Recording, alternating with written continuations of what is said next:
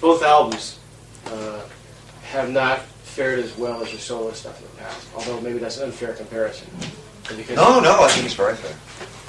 well, I mean, it's a whole different project. And I think that's why. I think you've just answered both questions. Thank you very much.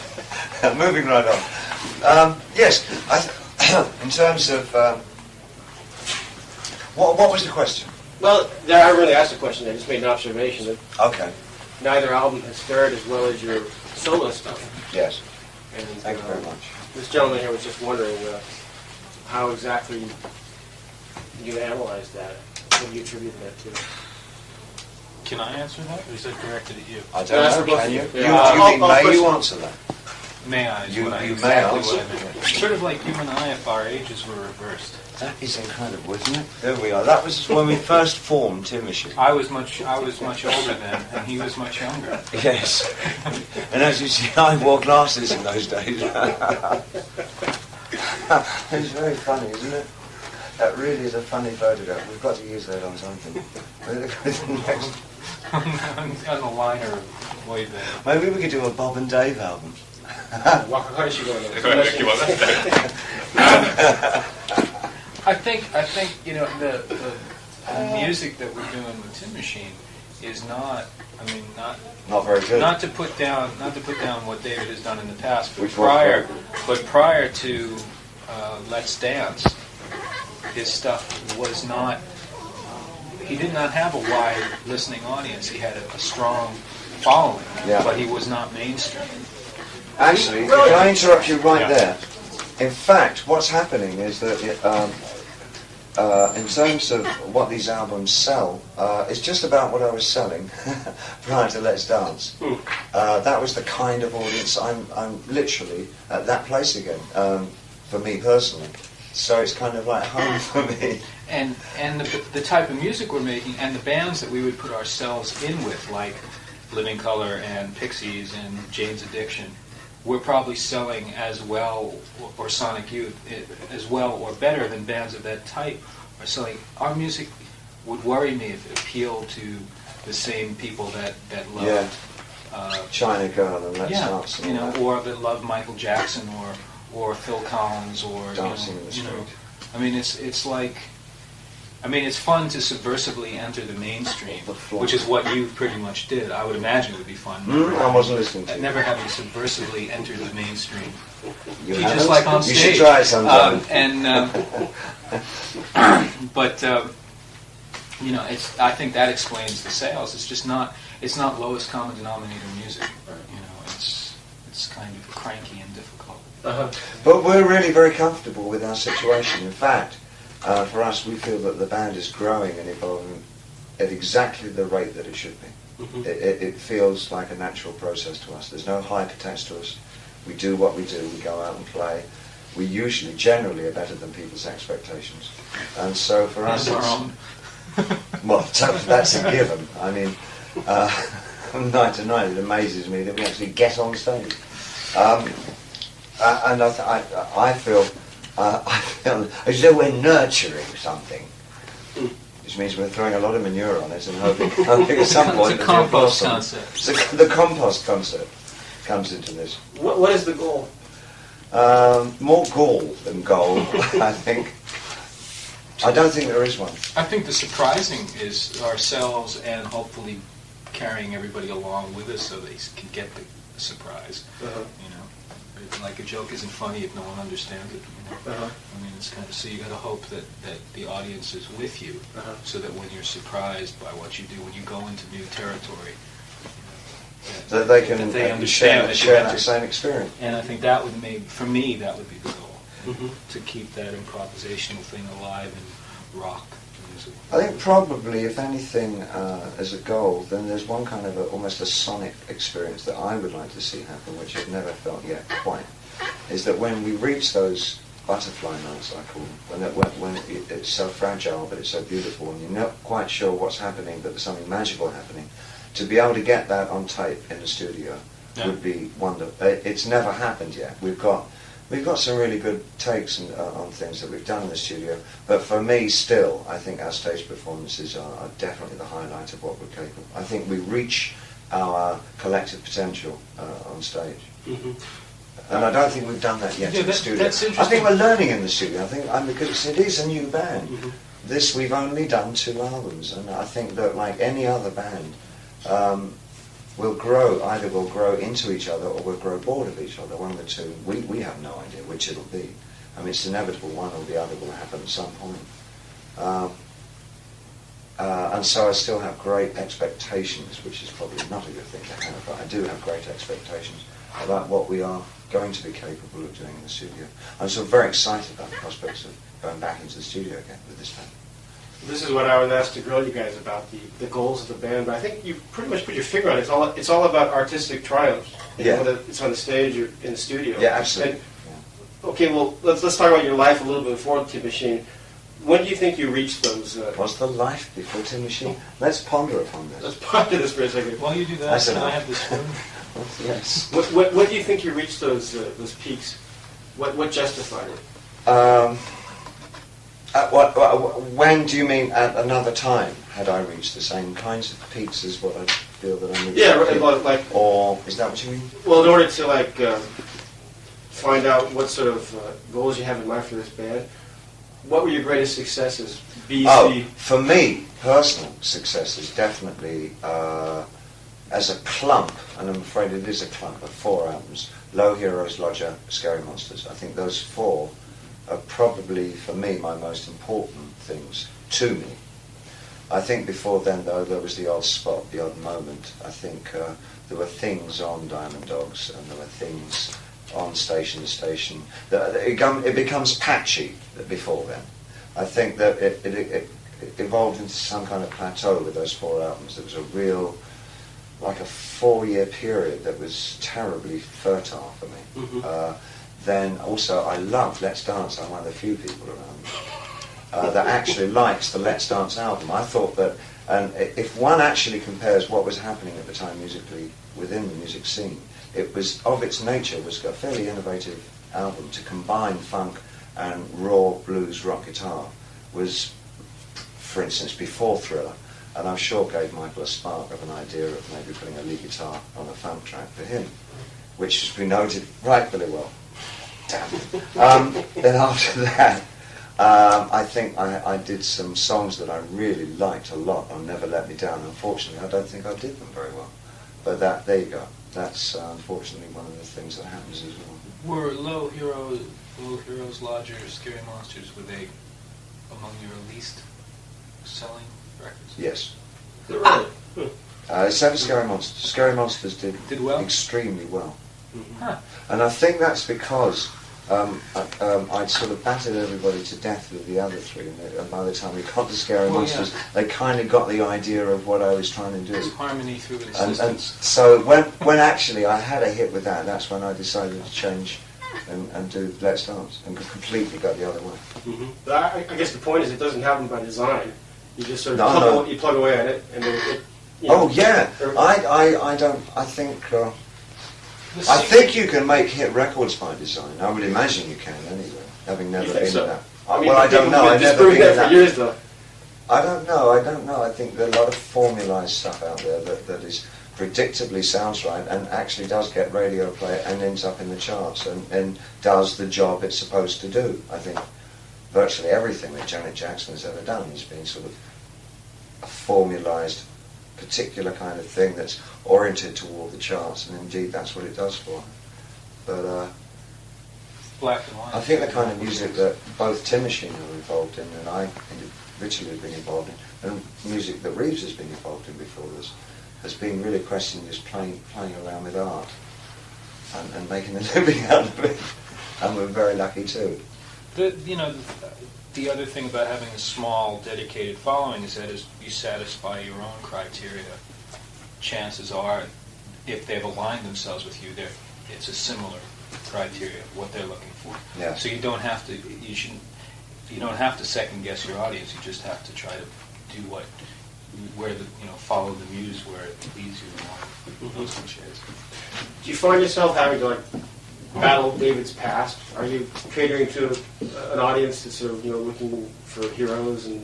I don't think Tin Machine has had that problem with an audience necessarily, because the places we've been playing have been just about the right size for Tin Machine. Yeah. I think that on a press level we battled the past, but on the other hand we also, I think there's a certain perverse streak in the band that allows it to On the other hand, for a writer, I think it's probably a good writing point. I mean, it gives him something to fill his page up with. I mean, there's not much you can't really go on at length about the kind of sound that we make, because there's nothing more boring than reading about how a band sounds. So I think if you're going to write about anything, it's like, can this band live with David Bowie? And that's the sort of, I mean, I often get the impression that that's the usual soft approach to doing an article about, is that, well, what's the angle? I know, I've got a good one. How do they feel about being in the shadow of David Bowie? I bet they've never been asked that before. And then, and so you get, films of articles about what it's like for me to be in the shadow of Tim Machine once they've seen the show. But the audiences themselves know.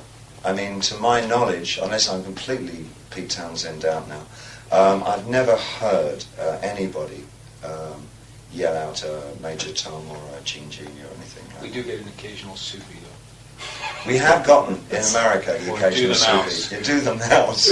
But what's that? It was one of his songs. Oh, I see. Yeah, you have to explain it to the Japanese Well, yeah, guys. They don't know who Suki Okay. Sales are. No, but you'll explain. Okay. Hunt and Tony, Sufi Sal songs. I mean, the thing is, but there you go. In a small way, you're carrying that history as well. I mean, if Tony or Hunt or myself were the better known member of the band, then we'd be dealing with Tony's history. I mean, it's also obvious and actually understandable that it's a something to hang your hat on when you write. When you're explaining, you can only explain music through known reference in print. Yeah. So what else are you going to do? David Zucchi. Yeah.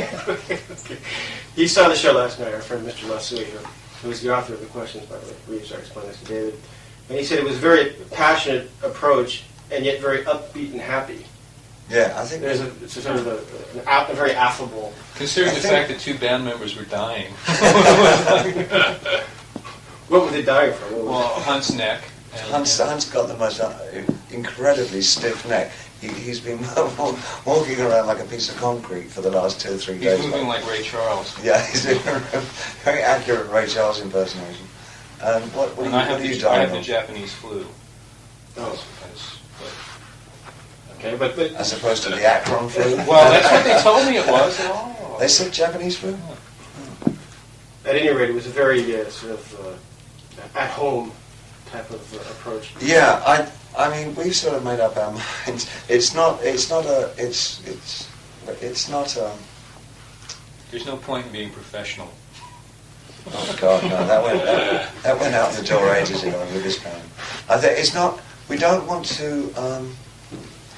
We don't want to not entertain people, but we're not doing a show. But how can I explain this? Well, there's a certain density to the music a lot of the time that if it was couched in seriousness, Yes, it would be impenetrable because there'd be no door in, And if you see people on stage having fun and then doing something that is a difficult listen, I think that you have a sense of their humanness, and you can feel a little bit more what they're trying to say, even if you don't. I think we need because when we get down to actually playing, it's played very earnestly and quite seriously. And I often, especially after say a 10 or 12 or 14 minute piece, I mean, you actually need the relief of a little bit of, before you get going on another attack, and because we are with who we are, and the Sales Brothers are naturally very funny guys, and this thing just happened. I mean, it just started that suddenly they were doing bits. It's like working with Henny Youngman or something. It's funny, and it's like you can't change them. That they are what they are, and they are these great musicians that happen to have Soupy's sense of humour. And it's contagious. And it's certainly, I know for me, I mean, humour has been a substantial mattress to my life. I've always got on well with humorous people, and I share other people's humours, and I feel that it's brought it out a lot in me. That I feel that it's okay to not, just keep a deadpan face throughout the whole of one's performing life. That it's okay to kind of get some relief every now and again. I've bought this CD, Buck Owens and the Buckaroos live at Carnegie Hall, 1962. And a lot of the country, he went on the Hee Haw and all that. And a lot of the country bands always had bits between songs, He said this to me And on stage last night, he came up last night and said, it sounded like fucking Buck Owens. It's like we're turning into Buck Owens and the Buckaroos. Between songs, It's like Sonic Youth meets Buck Owens and the Buckaroos. The role model to which we all aspire, I'm sure. That was the yin part of the question. The yang part was there's always a dark side to this question. There's a dark undercurrent, and that shouldn't there be some sort of a healthy tension or perhaps ill feelings there to sort of bring out the. Okay, don't worry, they're when we're playing, that's the. The bile flows freely. There's terrific aggression within the band. Within there are currents of tension running between various members in this band. It's musically, that nobody wants to give in, and nobody wants to do what the other guy wants him to do. There's an awful lot of that. Hunt and Tony, for example, they're still mad at each other over bunk beds. They're mad at each other for being born in the same Tony won't listen to won't take cues from Hunt because he's older than Hunt, right? Hunt is pissed at Tony because Tony won't listen to him because he's the drummer, and he's the bass player. And Hunt won't take cues from anybody, right? And because Buddy Rich never took cues from anybody. It's like Buddy Rich having to be in a Democratic band, if you can imagine what a nightmare something like that would be. And then David is singing up front, and every now and then, you get the girls up front saying, "Oh, David," and of course, and the I rest of the remember band that gets I have a certain position, right? To Exactly. To hold. And you're not supposed to cross in front of And him I'm on not stage because he gets upset. And the rest of the band's like, "Fuck you," So there's this whole, but only while we're playing. It all comes out mostly while we're playing. And do you know something? On the most magical moments, I've never noticed any harmony within the band. Do you know what I mean? Usually you get that thing where everybody comes up and says, "Oh, there was such like a togetherness or something." When it's particularly special, everybody is so distanced from each other that it makes me wonder actually if this is a healthy band to be in. Well, it's a cathartic band to be in. Oh, I think catharsis is a healthy thing in any event. But there is terrific tension. I mean, this whole ride hasn't been a barrel of laughs. I mean, we've had unbelievable fights and arguments. I mean, really heavy ones. But I think that and not about the music necessarily. No. Again, not necessarily about the music. Yeah. And I do believe that does go into the chemistry of any band. I mean, I knew the Who very well when we started hanging around together, and I could not believe that I knew them at their high point when we were all kids virtually. I could not believe that they were capable of getting up on stage and playing. I mean, together. But I mean, we're nothing like that. Not quite anywhere near that.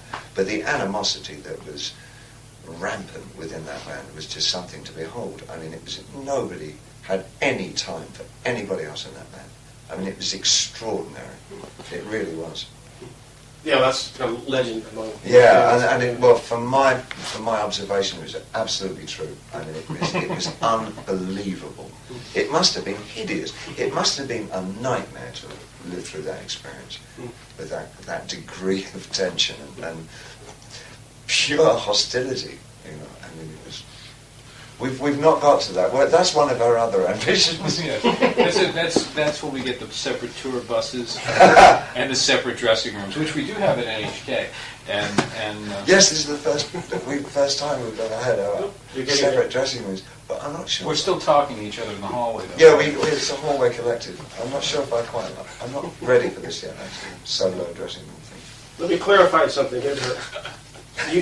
David, you're the only one who's just committed to Tin Machine right now. Everybody else, like you were doing. Yes, he has no commitment whatsoever. You were doing like soundtrack. Oh yeah, I do. done a bunch of different soundtrack things, and I have friends of mine that I've been playing with in Boston and continue to play with. It's Tin Machine is the main thing. But I mean, there's plenty of room for everybody to do stuff. And they do other things. I mean, Tony's endeavouring quite hard to continue some kind of acting career because he's done a few things in the States on TV and whatever. And Hunt. And a great candy ad. And a great candy ad, so I understand. Oh, we saw it. Was it? Blues. Oh, Scandinavia. Oh, yes, that was very funny. We wouldn't let him forget that one. And there was, and Hunt, mind you haven't seen June. Never mind. Oh, yeah, we all know about that over here. June. Don't worry, I'll let you see one. You?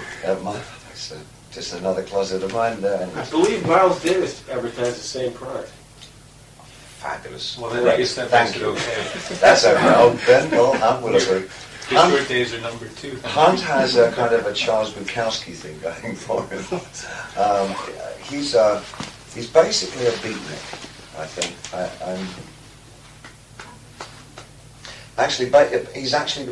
He's black, as he keeps on telling us.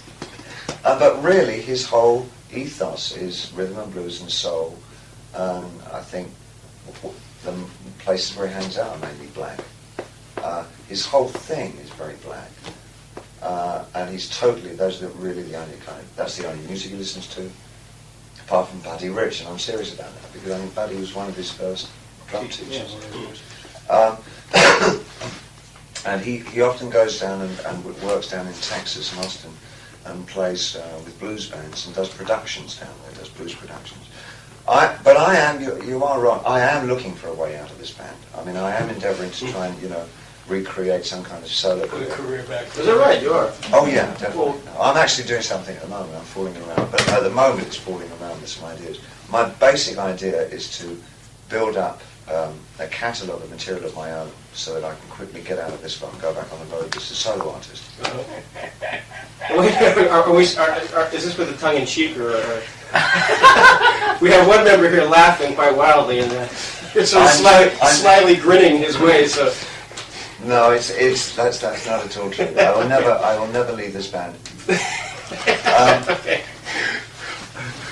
Obviously, we missed the preface that would have made that funny for us. Let me come back. I am doing a solo album at the moment. I have no deadline. I'm just doing it in my own time. On the other hand, we as a band are going back into the studio in September of this year to do our third album. And I see no reason other than confusing the press even more, why the two particular things, or in our case, things, shouldn't all happen simultaneously. I mean, as long as our time commitments work out, which they are working out, they're fine. I mean, we have no problem about me making my album, which I'm doing in peace now, doing a few days here and a few days there, and the band going in and making its album. They're not getting in each other's way at all. And we enjoy different things for different reasons. I mean, I have a completely different kind of thing that I want to do for myself as a solo artist that would have absolutely nothing to do with Tin Machine. Yet, on the other hand, Reeves would probably do a couple of things on my solo album. And one of the tunes, maybe. Yeah. And I mean, to use a real kind of a clunky parallel, Phil Collins and Genesis seem to have worked it out over the years. I mean, I'm not pleased, don't think I'm putting aside their way. There's maybe a better one. All right, think of another one. Paul McCartney.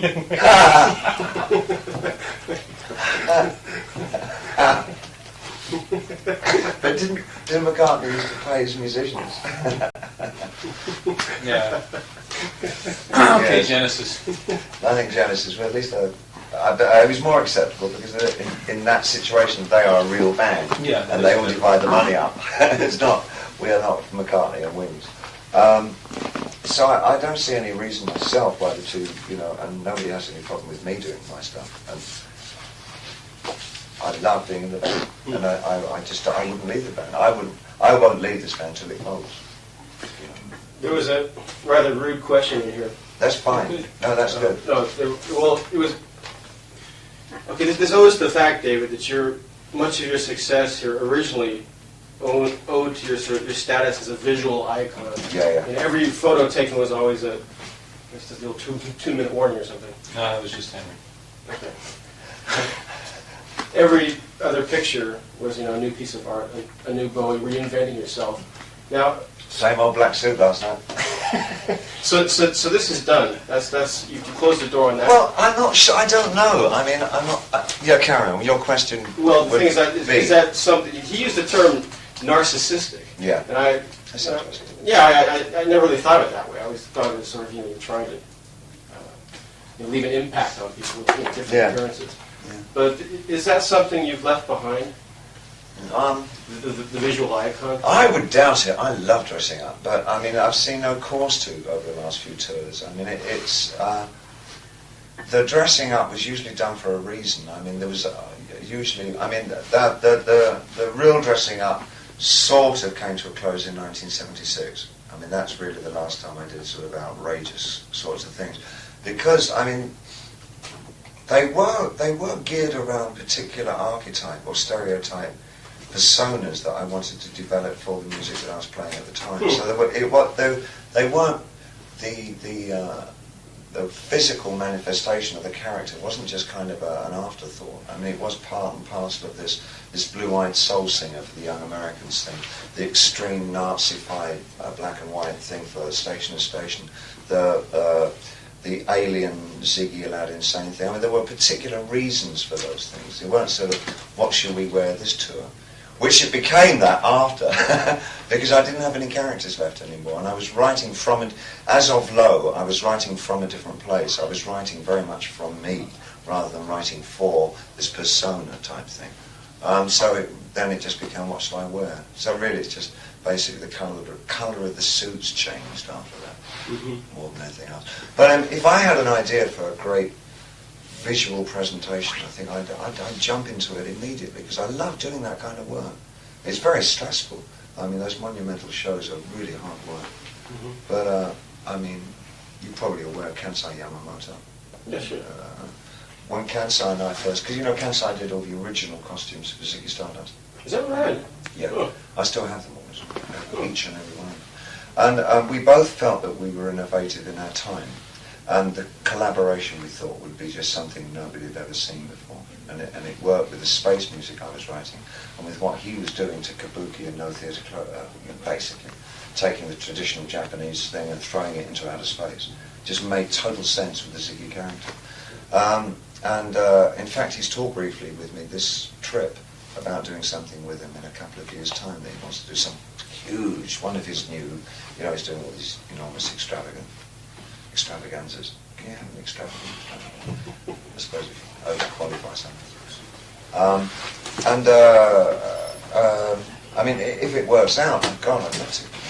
Great, 1,000 torchbearers or whatever it is. I mean, I love all that. It's great. But it's not for this. I mean, it's not. That's not what we are. Yeah. And probably not what I'm doing solo for the next couple of albums. I mean, if it ever came out, yeah. Yeah. I guess that's one reason why Tim Mission provides Next to 2 minutes. the old 2-minute warning. The one thing I do know is that the old songs aren't done. I'll never do those again. That is for certain. Yeah, the ones that I stopped doing in 1990. That is definitely, unequivocally the end of that period, of those songs. There's actually a question about, do you want to know what you think about guys who do make a living resting on their laurels? That's their own decision. If that's what they want to do, then I would only half believe them if they said that's what they want to do. If that's how they feel that they should appear, and then that's completely theirs. That's their decision to make. It was my decision that I didn't want to do that. I don't want to end my time carrying luggage around and sort of walking through shows with no real enthusiasm and this sort of paying lip service to stuff that really stopped meaning anything to me 10, 15 years ago. I can't do that. You can, you used to assume those personas, but you could never sort of characterize yourself, I guess. That's much. It's like, how many times can you sing, ground control to major tom? I mean, It's like, it's like, you know, it's like when you catch yourself humming a tune and say, oh, I didn't realise I was singing that. But that's how I feel half the time, or was feeling, you know, doing some of my old songs. I mean, I was thinking of things like, did I shut the door properly? I mean, this stuff would go through my head as I was singing all these huge things that I should be imbuing with all this emotional sort of... Did you turn the oven off when you left? Did I turn the oven off? It was really at that level, which is terrifying. You really know something's wrong when you catch yourself somewhere else totally. When you're on stage, you're singing a song, and you're thinking about, I wonder if so-and-so ever got back to... I mean, you know, what am I doing singing this stuff? I'm not even thinking about it. There was one last question. なんかしたい？アクセルの話を聞きたいんだけどね。そっか。Okay, on the cover of the magazine there was a picture of Axl Rose there, who sort of is the quintessential young rock and roll animal. They snickered. Well, he ain't Gene Vincent. Yeah. Do you ever look at a younger guy like this with envy? Like, you know, he's only, this is a moment in the summer. How old is he? He's probably about mid-20s, isn't he? Like 27, something like that? Yeah, around middle, I think. So he's 7 years younger than me. Do you envy that? No, I don't feel any generation gap. I mean, Uh-huh. I feel like he's real mainstream to Uh-huh. my ears.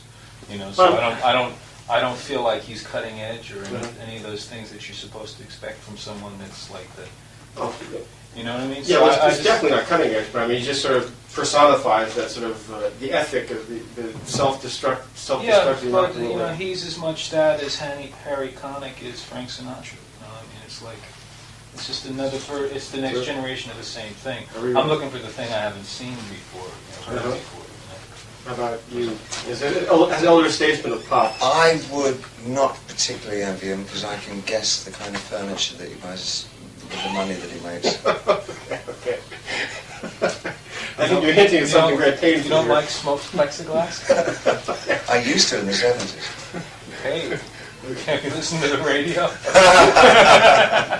Okay, Joe, I think we got what we need. We got the old heave-ho here, so we shall leave you to your own devices. I mean, my presumption is that he buys furniture.